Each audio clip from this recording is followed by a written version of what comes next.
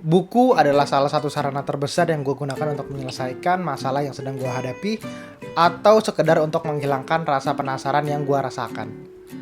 Sebagai orang yang cukup tertutup, gue mengalami kesulitan untuk menceritakan apa yang sedang gue rasakan, problem apa yang sedang gue hadapi kepada orang-orang di sekitar gue. Dan gue bisa bilang buku menjadi salah satu sarana lagi yang dapat menyelesaikan hal tersebut. Pada video kali ini, gue akan memaparkan 6 buku yang paling berpengaruh dalam mengubah pola pikir gue dan juga mengubah cara untuk gue melakukan sesuatu. Perlu digarisbawahi kalau gue sendiri sedang dalam perjalanan juga dan gue bisa bilang kalau gue belum sukses maupun belum berhasil. Maka dari itu gue bilang di sini adalah buku yang paling berpengaruh terhadap gue, bukan buku yang mengubah hidup gue. Buku-buku ini diurutkan sesuai dengan waktu pada saat gue membaca buku tersebut, bukan berdasarkan seberapa berpengaruh buku itu terhadap diri gue. Yang pertama adalah karena selama hidup kita belajar. Buku ini membuka pemikiran gue untuk membaca lebih banyak buku lagi, terutama pada saat masa perkuliahan. Gue membaca buku ini pertama kali pada saat masa mahasiswa baru. Pada saat itu di awal, pada saat masih menjadi mahasiswa baru yang berapi-api, gue akhirnya mendengar desas-desus tentang senior jauh gue di jurusan gue yang bisa dibilang sangat inspiratif gitu. Yang namanya terdengar di mana-mana di jurusan, di fakultas, di tingkat UI maupun juga di tingkat Indonesia, kurang lebih seperti itu. Setiap detik, menit, jam, hingga dimensi waktu tertinggi, kita hanya bisa belajar untuk menjadi lebih baik. Ya, beruntunglah mereka yang lebih baik dari dirinya terdahulu. Buku ini bercerita mengenai perjalanan dari Valdo Maldini pada saat dia berkuliah di Fisika UI, pada saat dia memegang jabatan di Ketua Himpunan maupun Ketua BEM IPA, sampai juga pada saat dia menjadi Ketua BEM UI. Kurang lebih itu perjalanan dia selama di kuliah, itu dirangkum dalam satu buku ini.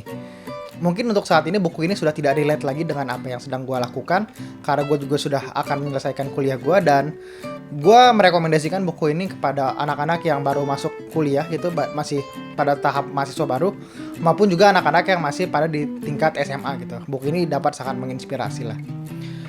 Gue sendiri nggak tahu buku ini masih dijual di mana, karena pada saat itu juga gue membelinya langsung dari penulisnya, jadi ya mungkin bisa langsung kontak aja kepada penulisnya. Yang kedua adalah rentang kisah yang ditulis oleh Gita Saf. Gue membaca buku ini pertama kali pada saat gue kebingungan mengenai kejelasan dari kuliah gue sendiri, yang dimana tidak, apa bisa dibilang ya, gue merasa diri gue salah jurusan dan sangat tidak cocok dengan apa yang gue pelajari, yaitu ilmu fisika, yaitu ilmu sains gitu. Gue bisa bilang pada saat itu gue berpikir kalau Gita Saf dengan gue terdapat di posisi yang sama, sama-sama berkuliah di jurusan sains yang tidak mengerti ilmu sains itu seperti apa, dia di kimia dan gue juga di fisika. Jadi kurang lebih gue rasa pada saat itu gue berpikir buku ini sangat relate, dan buku ini juga salah satu buku yang gue selesaikan dengan sangat cepat, kurang dari 1 hari bisa dibilang. Aku sangat bangga karena bisa mendefinisikan sendiri apa itu kesuksesan dan kebahagiaan versi pribadi. Dan aku sudah membuktikan kesuksesan bisa didapat, kebahagiaan bisa selalu dirasa kalau kita tahu caranya bersyukur. Buku ini bercerita mengenai pengalaman Gita Saf pada saat dia bingung dengan milih jurusan pada saat dia kuliah, dan juga perjalanan dia pada saat dia kuliah kimia di Jerman. Buku ini juga bercerita banyak pengalaman-pengalaman tentang bagaimana kita bisa berkuliah di luar negeri. Dan dari buku ini juga kita dapat belajar mengenai bagaimana cara kita dapat menerima diri kita sendiri, dan juga dapat mendefinisikan ulang keberhasilan dan kesuksesan versi kita itu seperti apa. Yang ketiga adalah Leaders Eat Last, karyanya Simon Sinek. Simon Sinek sendiri bisa dibilang adalah penulis favorit gue, dan gue membaca semua bukunya mulai dari Start With Why, Leaders Eat Last, dan juga Infinite Game. Dan gue bisa bilang dari semua bukunya itu, buku Leaders Eat Last ini adalah buku yang paling berpengaruh terhadap gue sendiri. Gue membaca buku ini di akhir tahun 2017. Pada saat itu gue sedang mempersiapkan diri untuk menjadi ketua pelaksana dari salah satu acara di kampus. Buku ini sangat membantu gue untuk menentukan cara memimpin gue pada saat 1 tahun di tahun 2018. Jadi buku ini gue rasa sangat recommended lah untuk dibaca, terutama untuk orang-orang yang ingin menjadi seorang pemimpin. The true price of leadership is willingness to place the needs of others above your own. Great leaders truly care about those they are privileged to lead and understand that the true cost of the leadership privilege come at the expense of self-interest. Buku ini bercerita mengenai bagaimana pemimpin-pemimpin hebat dunia menginspirasi para pengikutnya. Buku ini juga menjelaskan mengapa pemimpin di militer itu jauh lebih baik dibandingkan pemimpin-pemimpin di dunia bisnis. Karena pada dunia militer, kita memberikan medali kepada orang yang berani berkorban untuk orang lain, namun sebaliknya, pada dunia bisnis kita memberikan medali kepada orang yang berani untuk mengorbankan orang lain. Nah, di buku ini kita akan belajar mengenai mindset-mindset semacam itu, bagaimana yang dilakukan pada dunia militer. Kita akan mempelajari mindset bagaimana seorang pemimpin dapat mengedepankan pengikut-pengikutnya terlebih dahulu dibandingkan dirinya sendiri. Makanya namanya juga seperti bukunya, yaitu adalah Leaders Eat Last. Setelah membaca buku ini, gue sendiri membuat 3 aturan yang selalu gue terapkan pada saat gue mendapatkan amanah sebagai seorang pemimpin. Yang pertama adalah gue tidak akan pulang duluan sebelum semua anggota gue pulang. Yang kedua adalah gue tidak akan tidur duluan sebelum semua anggota gue tidur. Dan yang ketiga adalah sesuai dengan nama judul bukunya, gue nggak akan makan dulu sebelum semua anggota gue telah makan gitu. Gue sendiri tidak bisa bilang kalau gue adalah pemimpin yang baik, namun buku ini sangat membantu gue untuk menuntun bagaimana cara gue untuk melakukan apa yang seharusnya dilakukan. Yang keempat adalah So Good They Can't Ignore You. Penulisnya adalah Cal Newport. Cal Newport sendiri juga memiliki beberapa buku yang cukup menarik yang bisa juga kita baca. Gue membaca buku ini pada saat gue sedang kebingungan mencari jawaban dari pertanyaan sederhana, yaitu adalah apa sih sebenarnya passion gue? Dan gue bisa bilang untuk sebagian orang kita tidak bisa mengetahui apa sih sebenarnya yang kita suka, apa sih sebenarnya yang ingin kita tuju, apa sih sebenarnya karir yang kita inginkan. Dan gue bisa bilang gue adalah salah satu orang dari yang seperti itu. Dan buku ini menjadi salah satu sarana yang gue gunakan untuk menjawab pertanyaan tersebut. Passion comes after you put in the hard work to become excellent at something valuable, not before. In other words, what you do for a living is much less important than how you do it. Buku ini bercerita kalau kata passion itu sangatlah overrated gitu. Yang perlu kita lakukan sebenarnya adalah mencari tahu sebenarnya hal apa yang kita interest, hal apa yang kita sukai seenggaknya. Dan kita mendalami itu terus-menerus, dan hingga pada suatu saat kita akan menjadi seorang expert pada bidang tersebut, dan hal tersebut akan menjadi passion kita itu sendiri.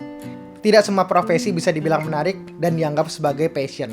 Anggap saja misalkan pekerjaan-pekerjaan seperti misalnya dokter, arsitek, atau seniman, hal-hal yang kita bisa anggap sebagai passion gitu. Namun bagaimana dengan pekerjaan-pekerjaan yang bisa kita anggap sebagai pekerjaan yang biasa aja sebenarnya? Maka dari itu yang perlu kita lakukan adalah memperdalam skill kita terhadap suatu hal terus-menerus, dan akhirnya kita akan menyenangi pekerjaan kita tersebut. Buku ini sangatlah aplikatif untuk membantu kita menyukai apa yang sedang kita kerjakan dan menjadi yang terbaik dalam hal tersebut. Yang kelima adalah The 4-Hour Workweek, karyanya Tim Ferriss. Lagi-lagi salah satu penulis yang sangat brilian. Banyak sekali buku-buku dari Tim Ferriss yang dapat menginspirasi kita untuk menjadi lebih baik lagi. Gue membaca buku ini karena awalnya takut dengan kehidupan gue setelah lulus dari perkuliahan. Gue takut banget menghabiskan hidup gue setiap pagi bangun tidur, lalu merasa tidak termotivasi, lalu berangkat ke kantor, lalu pulang lagi malam dan merasakan capek doang, dan besoknya lagi seperti itu lagi. Sejak masuk kuliah gue selalu berkeinginan untuk membuka bisnis gue sendiri dan hidup dari sana. Dan di samping itu gue juga ingin memberikan value sebanyak mungkin kepada orang-orang di sekitar gue. Tapi balik lagi gue tidak tahu cara yang harus dilakukan itu seperti apa. The timing is never right. For all of the most important things, the timing always sucks. The question you should be asking isn't what do I want, or what are my goals, but what would excite me. Buku ini cocok banget untuk orang yang yakin kalau kehidupan itu lebih dari hidup untuk kerja. Banyak mindset menarik di buku ini, misalkan seperti New Rich, seperti Little Retirement, dan banyak lagi lah mindset yang menarik di buku ini. Buku ini sangat membantu untuk membangun lifestyle sesuai dengan kebutuhan kita dari apa yang paling penting untuk diri kita. Buku ini satu-satunya buku yang pada list ini yang belum gue selesaikan untuk dibaca, karena terdapat beberapa hal yang sulit untuk gue pahami, namun gue rasa dalam waktu dekat ini gue akan kembali untuk membaca buku ini kembali. Yang terakhir adalah Atomic Habits karya James Clear. Buku ini salah satu buku yang gue baca dengan cukup cepat karena cara penulisannya yang menarik dari penulisnya, yaitu James Clear. Buku ini gue baca di awal tahun 2020 dan secara kebetulan pada masa WFH buku ini gue praktekkan dan amat sangat membantu. Beberapa kebiasaan yang berhasil gue buat selama masa WFH ini antara lain gue dapat berolahraga secara rutin, yang dimana hal itu adalah hal yang sangat sulit sekali untuk gue lakukan sebelumnya. Dan yang kedua adalah gue dapat membuat podcast secara rutin juga. Gue bukan orang yang rajin, bahkan gue bisa bilang adalah gue orang yang sangat mager. Namun gue bisa bilang buku ini sangat baik dan sangat bisa diaplikasikan, bahkan mungkin untuk orang seperti gue sekalipun. Every action you take is a vote for the type of person you wish to become. No single instant will transform your belief, but as a vote built up, so does the evidence of your new identity. You do not rise to the level of your goals, you fall to the level of your systems. Buku ini bercerita bagaimana cara kita dapat membangun kebiasaan baik dengan cara yang paling mudah dan paling simpel, dan dengan perubahan sedikit demi sedikit 1% setiap harinya. Kita sering gagal dalam membuat kebiasaan baik karena kebiasaan yang kita buat itu sangat sulit untuk dilakukan dan tidak menyenangkan. Dan pada buku ini akan dijelaskan secara terperinci mengapa hal tersebut bisa terjadi. Gue sempat bahas juga tentang buku ini di video sebelumnya, jadi lu bisa langsung cek juga di video sebelumnya. Itu dia 6 buku yang paling berpengaruh terhadap diri gue, setidaknya terhitung sampai tahun 2020. Bagaimana dengan lo? Yuk tulis buku apa yang menjadi buku favorit lo dan buku apa yang paling berpengaruh terhadap diri lo. Kalau lo suka dengan video ini, lo bisa klik tombol like dan juga subscribe. Dan kalau lo ada kritik maupun saran, juga bisa tulis saja langsung di kolom komentar di bawah. Terima kasih sudah mendengarkan dan sampai jumpa lagi di video selanjutnya.